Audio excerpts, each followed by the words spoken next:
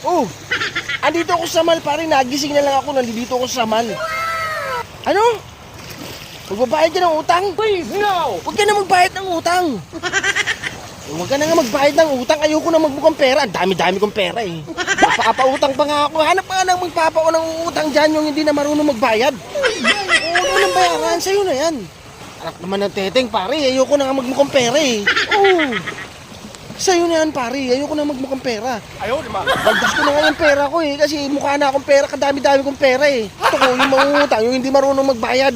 Yung makapalang mukha. Yan, ano gusto ko. Yan ang mga gusto kong pautangin. Kasi madami nga akong pera eh. Hirap na nga akong paano gagastusin eh. Minsan pinangiingaw ko na lang yung pera eh. Ay, matulungan mo ako, hanapan mo ako ng mangungutang na hindi marunong magbayad. Yung makapalang mukha. Oo, yung puro pangako. Tapos napapako. Yun, gustong gusto ko pautangin yun. Oo, basta.